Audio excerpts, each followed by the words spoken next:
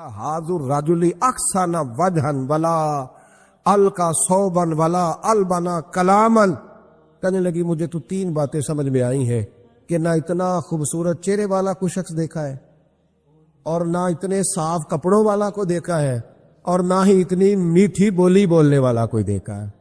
تینوں باتوں کی کمال ہے. ظاہری حسن بھی کمال، کپڑوں کی صفائی بھی کمال، اور رسول پاک کا بولنا بھی کمال، لب و لہجے میں مٹھاس بھی خوبصورتی والی.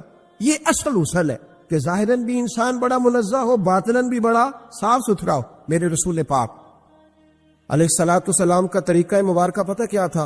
حضور صلی اللہ تعالی علیہ وآلہ وسلم جب مسجد میں نماز پڑھ لیتے تو حضرت جعفر رضی اللہ تعالیٰ عنہ فرماتے، بخاری کی حدیث ہے، فرماتے میں مدینہ شریف میں آیا تو حضور نماز پڑھ لیتے تو صحابہ نبی پاک کے پاس آتے اور حضور کا دست مبارک پکڑ کے پہلے چومتے پھر چہروں پہ ملتے، پہلے چومتے پھر چہروں پر. نبی پاک کے صحابہ حضور کے قدم بھی چوما کرتے، قدموں میں جھکا کرتے تھے. یہ تو بھائی اس وقت پتہ چلتا ہے جب کسی سے پیار ہو جاتا، جب کسی بندے سے. میں اکثر مثال دیا کرتا ہوں اکثر کہ کسی کا بچہ پیشاب کرے تو کہہ آتی ہے، الٹی آتی ہے، لیکن اپنا بچہ بالوں میں بھی کر دیتا ہے، پھر کوئی کہہ نہیں آتی چونکہ اپنا ہے نا، پیار ہو گیا نا. اب وہ کیفیت جب کسی سے محبت ہو جاتی ہے نا تو کچھ چیزیں صرف سمجھنے کی نہیں، کچھ چیزیں ایسی ہوتی ہیں جو محسوس کرنے والی ہوتی. اس نے کہا تھا عشق ایک ڈھونگ ہے، میں نے کہا تجھے عشق ہو خدا کرے، پھر کوئی تجھے اس سے جدا کرے، تو اسے تسبیحوں پہ پڑھا کرے، تو اسی کا نام جپا کرے، تو گلی گلی پھرا کرے، پھر میں کہوں کہ عشق ایک ڈھونگ ہے اور تو نہیں کہا کرے، پھر میں کہوں کہ عشق ایک ڈھونگ ہے اور تو. اس نے کہا تھا عشق ایک ڈھونگ ہے تو میں نے کہا تجھے عشق ہو خدا کرے. بھائی یاد رکھو جب انسان کو محبت ہوتی ہے تو پھر اس کے انداز بدل جاتے ہیں، اس کے طور طریقے تبدیل ہو جاتے ہیں. وہ میں اکثر ایک بات کہا کرتا ہوں، میں کہتا ہوں بچہ باہر سے برگر کھا کے آ جاتا ہے رات کو، اماں کہتی بیٹے روٹی کھا لو، کہنا تو سب گوبھی پکائی میں نہیں کھا رہی، حالانکہ برگر ہے، کھا آیا ہے، دور سے کھا آیا ہے. تو اماں اس کو کہتی ہے پھر میں سویاں نہ بنا دوں تھوڑی سی اپنے بیٹے کو، فٹافٹ چاول نہ تجھے ابال دوں، ساتھ میں باریک دال بنا دیتی. کہتا نہیں میری مرضی کا پکاتے نہیں، میں نے نہیں کھانا. ایسے اب ابا جو ہے نا، ابا وہ اماں کو سمجھا رہا، کہتا چھڈ پر آپ بھوک لگے گی تھی آپ ہی کھا لے گا، تو نہ ایڈی ٹینشن ہے ایمی پہ تینوں ستاندا ہے. اماں کیا کہتی ہے؟ کہتی نہیں مجھے نیند نہیں آ رہی، کہ کھائے گا تو سکون آئے گا. اب اس کو آپ لاکھوں دلیلیں دیں کہ سیاںا بیان ہے، بچہ نہیں ہے، 22 سال کا ہے، 24 سال کا، چھوڑ تو کیا کر رہی ہے. لیکن اماں کو کوئی سمجھا سکتا؟ کیوں نہیں سمجھا سکتا کہ اسے اپنے بیٹے سے پیار بڑھا. وہ کیا کرے، وہ مجبور ہے، اس کے دل کی کیفیت اس طرح کی ہے کہ کوئی دنیا کی طاقت اسے سمجھا سکتی، سوال ہی نہیں پیدا ہوتا کوئی اسے سمجھا سکے. یہ ممکن کیسے ہو، کیسے سکتا ہے؟ یہ محبت ہے. میرے رسول پاک علیہ السلام کے صحابی حضرت جعفر فرماتے میں حضور کی بارگاہ میں آیا تو صحابہ کیا کرتے؟ نبی پاک کا دست مبارک پکڑتے، پہلے چومتے پھر چہرے پہ ملتے. بخاری ہے. فرماتے میں نے کہا یہ کیا کر رہے ہیں؟ پھر اچانک میرا بھی دل کیا ذرا کر کے تو دیکھو، کچھ چیزیں چکھنے پہ پتہ لگتا ہے کتنی مزیدار ہے. کہتے میں بھی قریب گیا، حضور کے دست مبارک میں نے ہاتھ ڈالا. فرماتے ہاتھ پکڑا ہی تھا کہ نبی پاک کا ہاتھ برف سے بھی زیادہ ٹھنڈا. فرماتے پھر میں نے پکڑ کے چہرے پہ ملا تو کستوری سے زیادہ خوشبو آ رہی تھی دست مبارک. فرماتے اب میرا چھوڑنے کو دل ہی نہیں کر رہا تھا، اب میری طبیعت نہیں مان رہی تھی. میرے نبی کریم علیہ السلام اللہ کی دلیل ہیں، ہر پاکیزگی، ہر حسن، ہر کیف اللہ نے اپنے رسول کو عطا فرمایا. دنیا کی جتنی غلاظتیں تھیں جب کوئی حضور کے قریب جاتا تھا تو ساری غلاظتیں دور ہو جاتی. کما ارسلنا فیکم رسولا منکم یتلو علیکم آیاتنا ویزکیکم. اللہ فرماتے میرے محبوب تم پر میری آیتیں پڑھیں گی اور تمہیں پاک فرما دے، تمہاری ساری ناپاکیاں نبی پاک دور کر دے، ہر غلاظت تم سے دور ہٹ جائے. ایک صحابی ہیں حضرت شیبہ بن عثمان رضی اللہ تعالی عنہ، وہ کہتے ہیں میرے والد کو اور میرے چچا کو مسلمانوں نے احد میں قتل کر دیا تھا. میرے دل میں بڑا غصہ تھا، بڑا جلال تھا کہ کبھی مجھے موقع ملے تو میں بدلہ لوں گا. کہتے فتح مکہ کے بعد نبی پاک علیہ السلام حوازن کی جنگ کے لیے نکلے. مجھے پتا چلا حضور جا رہے ہیں تو میرے اندر شعلے بھڑک رہے تھے انتقام کے. روز میں منصوبہ بندی کرتا، پلاننگ کرتا کہ کسی طریقے سے میں ان تک پہنچوں گا اور بدلہ لوں گا. کہتے ہیں نبی کریم علیہ السلام نہ حوازن کے لیے پہنچ چکے تھے. فرماتے ہیں میں بھی جنگ میں جا کے شریک ہو گیا، اور میں نے طریقہ اس طرح کا اختیار کیا کہ کسی طریقے میں حضور تک پہنچ جاؤں. سمجھ آ رہی ہے میری بات کی؟ نبی کریم علیہ السلام تک کسی طریقے پہنچ جاؤں. فرماتے ہیں لڑتے لڑتے، لڑائی کے دو طریقے ہوتے تھے. کبھی تو ایسے ہوتا تھا کہ ایک دو آدمی مل کے آپس میں لڑتے تھے، پھر گمسان کا رن پڑتا تھا، گھمبیر ہو جاتی تھی جنگ، سمجھ نہیں آتی تھی تیر کہاں سے آیا، نیزہ کہاں سے آیا. فرماتے ہیں جب گمسان کا رن پڑا نا، مجھے موقع مل گیا، میں حضور کے قریب پہنچ گیا. حضرت شیبہ بن عثمان رضی اللہ تعالیٰ عنہ کہتے ہیں جب میں پہنچ گیا تو میں نے نا دیکھا کہ اب حضور کے قریب لوگ نہیں ہیں. فرماتے ہیں میں نے نا فوراً تلوار اٹھائی، تلوار اٹھا کے میں حضور کو معاذ اللہ شہید کرنے ہی لگا تھا کہ ایک نور چمکا حضور کے سامنے. پڑھیے درود صلی اللہ علیہ وسلم. کہتے ہیں ایک نور چمکا، اتنی تیزی تھی اس نور میں کہ میری آنکھیں بند ہو گئی، میرے ہاتھ سے تلوار گر گئی، آنکھیں چندھا گئی میری. فرماتے ہیں تلوار میرے ہاتھ سے چھوٹ گئی. اب جب وہ روشنی مدم ہوئی نا تو میں نے دیکھا نبی پاک سامنے کھڑے مسکرا رہے ہیں. میں نے کر دی، آپ نے سن لی، ذرا دیکھو تو صحیح، جو تلوار لہرائے اسے دیکھ کے بھی کبھی کو مسکرایا ہے. جس نے تلوار ہی لہرا دی، جو شہید کرنے ہی لگا تھا، پہنچ گیا تھا. لیکن یہ اخلاق میرے رسول پاک کا صلی اللہ اعلیٰ حضرت فاضل بریلوی کا ایک شعر میں نے پڑھا. کچھ چیزیں ایسی ہوتی ہیں جو بس نا وہ آتی تو سامنے ہے، لیکن وہ اتنا لطف دے جاتی ہیں کہ ٹھنڈا ہو جاتا ہے مزاج. رات کو میں شعر پڑھ رہا تھا اعلیٰ حضرت کا فاضل بریلوی رحمت، اور میں نے شعر پڑھا تو مجھے اچھا لگا سنانا. ایک دوست کو میں نے فون کیا، میں نے کہا یار ذرا شعر تو سن لے. یہ پہلی دفعہ نظر سے گزرے ہے بھی سیدھا سادہ، لیکن روح تک اتر گیا. اعلیٰ حضرت فرمانے لگے نبی پاک کے بارے میں، فرمانے لگے سیدھی سیدھی روش پر کروڑوں درود. سیدھی سیدھی روش پر، بالکل سیدھی ہے حضور کی باتیں، کسی پیچیدگی کی ضرورت نہیں. کہنے لگے سیدھی سیدھی روش پر کروڑوں درود، سادی سادی طبیعت پہ لاکھوں سلام. سادی سادی طبیعت پہ سیدھی سیدھی روش پر کروڑوں درود، اور سادی سادی طبیعت پہ لاکھوں سلام. میرے نبی کریم صلی اللہ علیہ وسلم مجھے دیکھ کے مسکرائے، اور فرمایا جب حضور مسکرائے نا تو میں نبی کریم علیہ الصلوۃ والسلام کو دیکھ کے حیران ہوا کہ میں نے تلوار تانی تھی اور حضور نے مسکرانا شروع کیا. فرماتے اب حضور نے مجھے بلایا، آواز کے ساتھ نہیں بلایا، حضور نے اشارہ کیا یوں کر کے، فرمایا ادھر آؤ نا. فرماتے مجھے اب یہ بھی سمجھ نہیں آئی کہ کس نے مجھے اٹھا کے حضور کے قریب کر دیا. فرماتے میں نبی کریم کے قریب گیا تو حضور نے میرے دل پر 3 تھپکیاں دی. ایک تھپڑ ہوتا ہے، ایک تھپکی ہوتی، پتہ ہے نا فرق کا؟ ایک تھپڑ کو مارے تو جلال آتا ہے اور تھپکی دے تو پیار آتا ہے. کہتے حضور نے 3 تھپکیاں دی اور دی بھی میرے دل پر، 1 پھر 2 پھر 3. کہتے پہلی تھپکی دی تو میرے اندر سے کفر نکل گئی، دوسری تھپکی دی تو میرے اندر ایمان داخل ہو گیا، اور تیسری تھپکی جب نبی پاک علیہ السلام نے دی تو مجھے ہر چیز سے بڑھ کر رسول اللہ سے پیار ہو گیا، محبت ہو گئی نبی کریم سے. آپ فرماتے ہیں اب حضور نے نا فوراً میرے ہاتھ میں تلوار تھمائی. فرمایا پہلے تو ہمارے خلاف لڑ رہا تھا، تلوار پکڑ، اب ہماری طرف سے لڑ، تلوار پکڑ اور لڑ. آپ فرماتے ہیں میں اتنا لڑا کہ جو حضور کا دشمن سامنے آتا میں گلا کاٹ دیتا، جو آتا میں اس کے ٹکڑے کر دیتا. فرماتے ہیں پہلے میں باپ کا بدلہ لینے آیا تھا، اور اب میرا یہ حال ہے کہ اگر میرا باپ بھی سامنے آئے گا تو میں اس کا بھی گلا کاٹ دوں گا، لیکن حضور کے قریب کسی کو جانے نہیں دوں گا. حضرت شیبہ بن عثمان کہتے ہیں جنگ ختم ہو گئی، حضور خیمے میں گئے، میں بھی گیا. اب نبی پاک لوگوں سے باتیں کر رہے ہیں، حضور لوگوں سے باتیں کر رہے ہیں. میں ایک کونے میں بیٹھا سوچ رہا ہوں کہ میں تو بدلہ لینے آیا تھا، یہ میرے ساتھ ہوا کیا؟ حضور لوگوں سے باتیں کرتے جا رہے ہیں، میں سوچتا جا رہا ہوں کہ میں تو انتقام لینے آیا، یہ کیا معاملہ ہوا؟ کہتے محبوب نے اچانک میری طرف نظر اٹھائی اور فرمانے لگے شیبہ ایک ارادہ تو نے کیا تھا جو غلط تھا، اور ایک ارادہ میرے رب نے کیا ہے اور تیرے اوپر فضل فرما دیا ہے. فرماتے حضور نے اب مجھ سے فرمایا کوئی خواہش ہو تو بتاؤ، مانگ لو کچھ مانگنا ہے تو. میں نے عرض کی یا رسول اللہ میری بخشش کی دعا کر، بڑا میرا خوفناک ماضی ہے، میں اسلام کا بڑا دشمن رہا ہوں، حضور دعا کر دے، یاد ماضی عذاب ہے یا رب، چھین لے مجھ سے حافظہ میرا. یا رسول اللہ بڑے گناہ ہیں میرے، دعا کر دے. کہتے میں نے دعا کے لیے کہا اور حضور پھر دوسرے لوگوں سے باتیں کرنے لگ گئے. کبھی اس سے کبھی اس سے کبھی اس سے. میں سوچنے لگا کہ میری بات کا کوئی جواب ہی نہیں آیا. جب تو 3 بار میں نے سوچا تو میرے کریم نے پھر توجہ میری جانب کی اور فرمایا تو نے بخشش کی دعا کا کہا تھا، میں نے سن لیا ہے. رب کریم نے تیری بخشش فرما دی ہے، اللہ نے تجھے بخش دیا ہے، تیری خطائیں رب کریم نے معاف کر دی. شاہ عبد الرحیم صاحب محدث دہلوی شاہ ولی اللہ صاحب کے والد ہیں، اور ہمارے بر صغیر پاک و ہند میں جتنے بھی مسالک ہیں یہ سارے شاہ ولی اللہ صاحب کے شاگرد بنتے. وہ کہتے ہیں میرے ابا جی نے خواب دیکھا اور خواب میں انہیں رسول اللہ کا دیدار نصیب ہوا.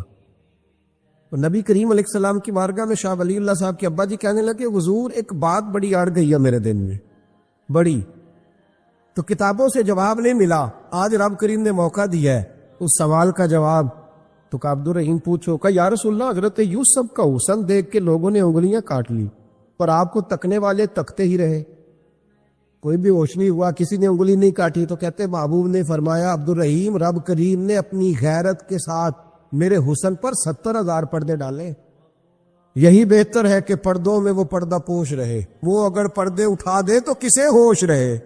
فرمایا 70,000 پردوں میں چھپا ہوا حسن ہے، ورنہ کسی کی طاقت تھی کوئی بات کر سکتا، جرت تھی کسی شخص کی. میرے حبیب پاک سید عالم حضرت عبداللہ ابن سلام رضی اللہ تعالیٰ عنہ اہل یہود کے بڑے عالم تھے. فرماتے ہیں میں تورات زبور انجیل کا جاننے والا تھا.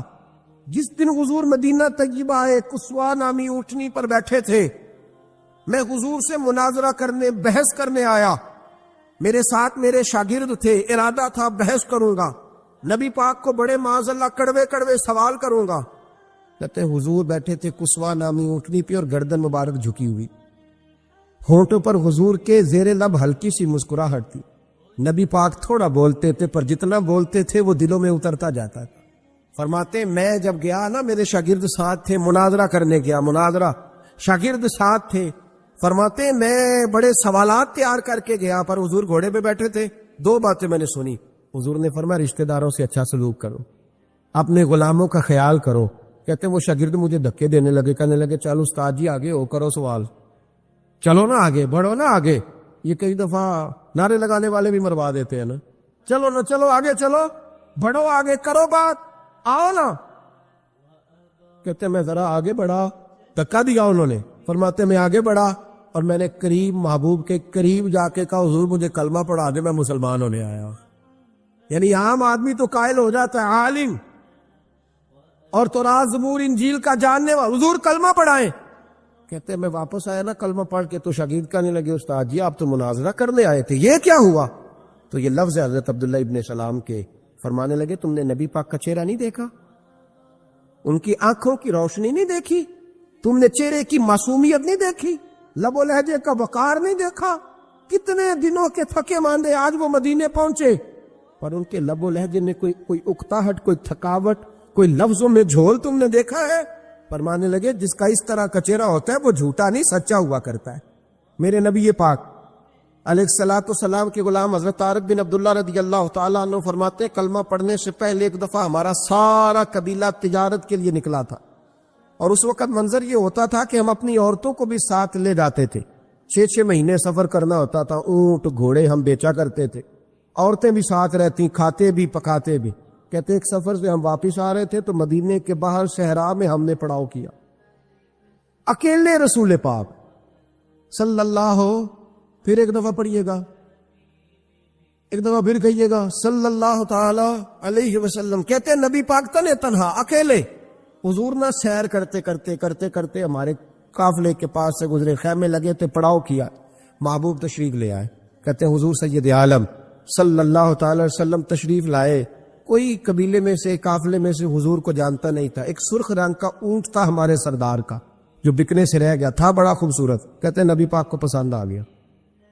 حضور پوچھنے لگے تم کون ہو؟ کہا جی مسافر ہے. کہاں سے آئے ہو؟ فلاں جگہ سے آئے ہیں. کس لیے آئے ہو؟ ہم تجارت کی غرض سے نکلے. اونٹ بیچو گے؟ بیچنا ہے. کتنے کا سودا طے ہوا؟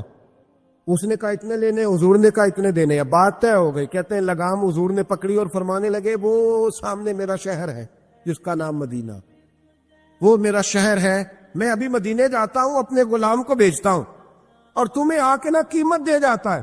محبوب گھوڑے کی لگام تھا، اونٹ کی لگام تھا، میں نکیل تھا، میں اونٹ تھا سرخ رنگ کا. حضور لے کے جب نکلے نا تھوڑا سا چند قدم آگے گئے تو ان میں سے ایک شخص بولا، کہنے لگا سردار اب سیانے لوگ ہیں، سمجھدار ہے، اس شخص کا نام پوچھا آپ نے، قبیلہ پوچھا ہے، ایڈریس کا پتہ ہے کہاں رہتا ہے، اتنا قیمتی اونٹ دے دیا۔ تو سردار بھی کہنے لگا، سارے کہنے لگے یار ان کی باتوں میں اتنی لذت تھی، ان کے گفتار و رفتار اتنی باوقار تھی، مزیدار تھی کہ ہوش ہی کوئی نہیں رہا۔ بھئی ہم پرانے تاجر ہیں، کبھی اس طرح کا سودا کیا ہی نہیں جس طرح کا آج ہو گیا۔ اوہو واقعی کچھ نہیں یاد رہا، کوئی سمجھ نہیں آئی۔ وہ ابھی نظر آ رہے ایک آدمی، دوڑ کے جاؤ، دوڑ کے، اور جا کر کے نا ان سے کہو، بڑی جائز بات ہے، وہ ناراض بھی نہیں ہوں گے، ان سے ایک شخص کہو کہ بھئی اونٹ لے جاؤ، پیسے لے آنا اور اپنا مال لے جانا، دوڑ کے جاؤ۔ ایک شخص دوڑنے لگا تو سردار کی بیوی خیمے کے اندر تھی، پردے کے پیچھے سے بولی، کہنے لگی خبردار کوئی پیچھے نہ جائے، اگر پیسے مل گئے تو ٹھیک ہے، نہ ملے تو میں دے دوں گی، کوئی پیچھے نہ، کوئی نہ جائے پیچھے۔ سردار کہنے لگا تو جانتی ہے؟ کہنے لگی نہیں۔ کا گارنٹی کیوں دے رہی ہے؟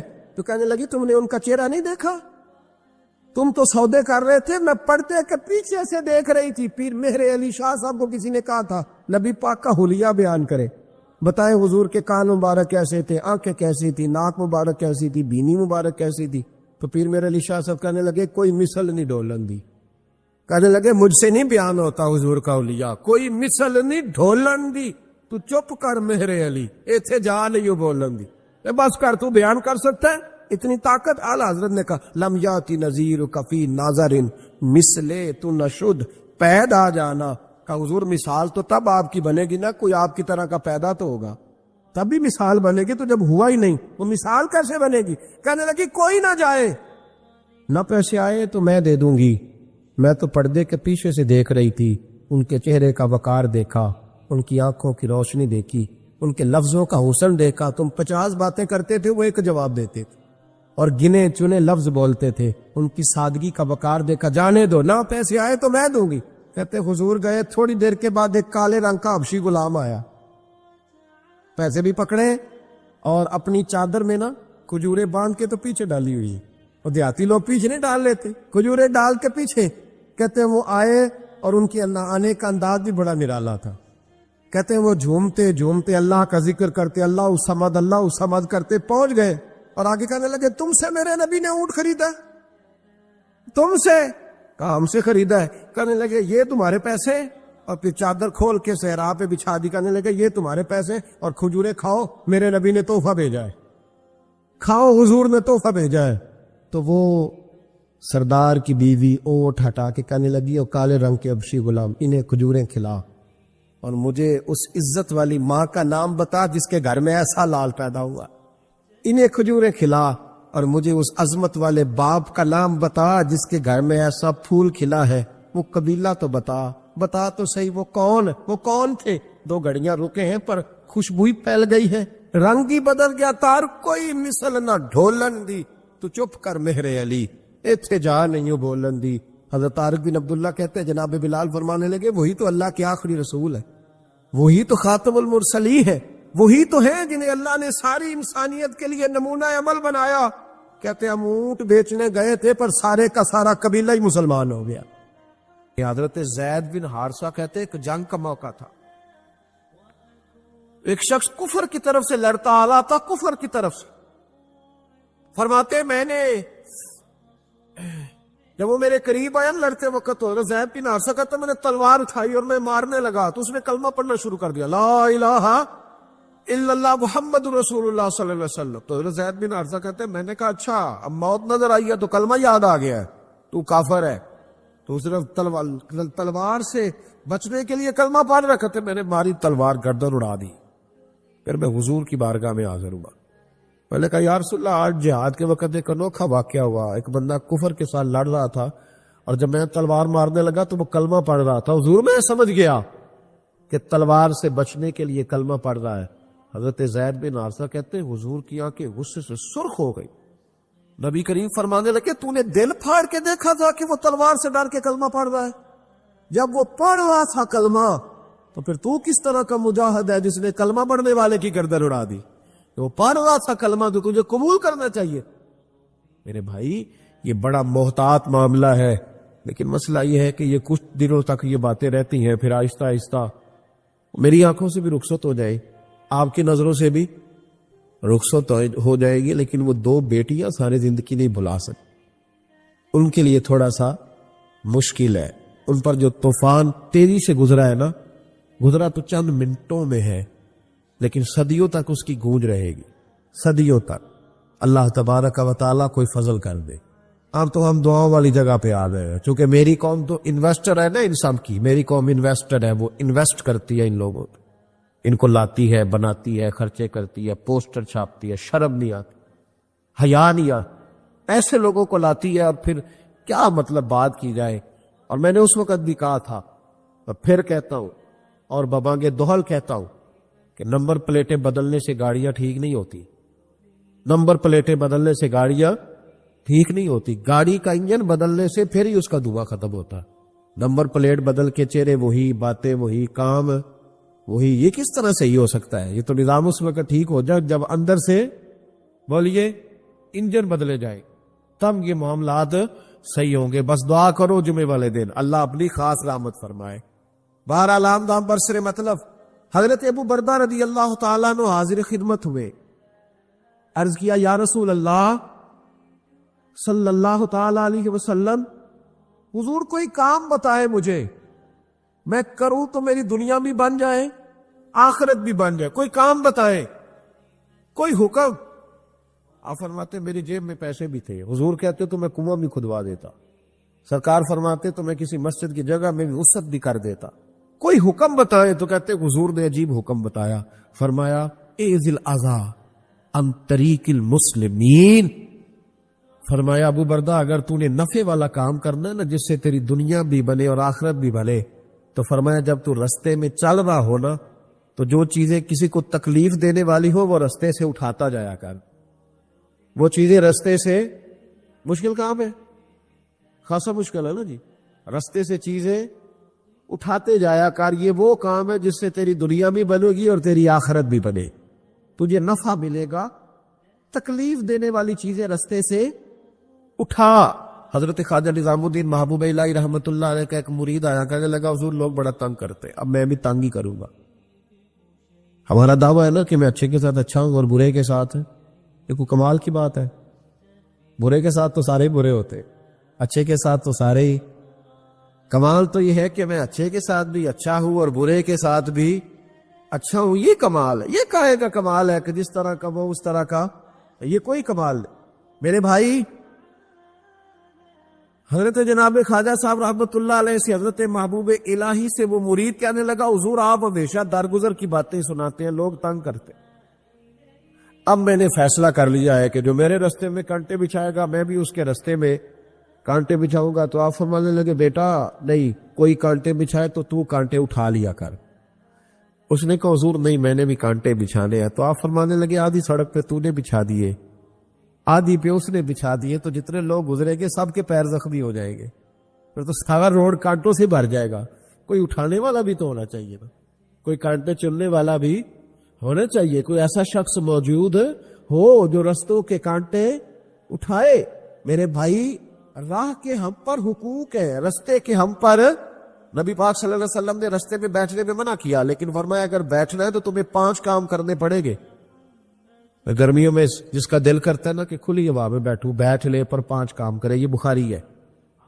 جس کا دل کرتا ہے نا سردیوں میں گلی میں بیٹھوں دھوپ لوں، تو پھر وہ کتنے کام کرے گا؟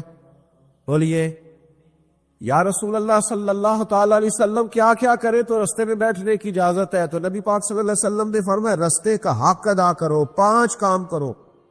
یا رسول اللہ کون کون سے؟ فرمایا اگر رستے میں بیٹھنا ہے تو نظریں نیچی کر کے بیٹھو، اس کو بھی اس کو بھی، آنے والے کو بھی اور جانے والوں کو بھی دیکھنے کی تمہیں اجازت ہے۔ رستے میں بیٹھنا ہے تو بھی نظریں نیچی کر کے بیٹھو۔ رسول کریم علیہ السلام نے فرمایا رستے میں بیٹھنا ہے تو دوسری شرط ہے، یہ شرطیں 5 لگائی نبی پاک نے، یہ بخاری ہے۔ فرمایا رستے میں بیٹھنا ہے تو دوسری شرط تمہارے لیے یہ ہے کہ جتنی چیزیں تکلیف دینے والی رستے میں پڑی ہوگی وہ بیٹھنے والے نے اٹھانی ہے۔ اس نے ایک نیا وہاں بیٹھ کے اذیت والا کام نہیں کرنا، بلکہ اس کی ذمہ داری ہے چونکہ رستے میں وہ بیٹھا ہے، تکلیف دہ چیزیں اٹھائے گا، اور تیسری شرط نبی کریم علیہ السلام نے فرمایا تم پر ضروری ہے کہ تم نے سلام لینے والے کا جواب جلدی دینا ہے. رستے میں بیٹھنا ہے تو سلام لینے والے کا جواب جلدی دینا ہے. اور چوتھی شرط یہ ہے کہ تم نے رستے میں بیٹھے بیٹھے نیکی کا حکم دینا ہے اور برائی سے منع کرنا ہے. یہ 5 کام کرنے ہیں پھر تمہیں رستے میں بیٹھنے کی اجازت ہے. یہ رستے کا حق ہے, اس کو ادا کرو تو رستوں میں بیٹھو. لیکن اگر صرف غیبتیں کرنے بیٹھنا ہے, اگر معاذ اللہ صرف لوگوں کو دیکھیں, اور اپنے بزرگوں کو یہ کام کرتے دیکھا, ہمارے حاجی ابو داؤد محمد صادق صاحب رحمۃ اللہ علیہ نا گلی سے گزر رہے تھے, سنگی ان کے ساتھ تھے, تو کہتے ہیں کہ ایک بی بی بغیر پردے کے جا رہے تھے, نیکی کا حکم کرنا اور برائی سے بچی کو بغیر پردے کے جا رہی, تو ایسا فرمان لگے پتر پردہ کر. بچی کسی امیر گھر کی تھی, کچھ پڑھی لکھی بھی تھی, غصہ کر گئی, پتر پردہ کر. اس طرح وہ کیا پتر پردہ کر, مسلمان دیے تھی یا پردہ کر دیا نے. وہ کہتی بابا جا اپنا کام کر.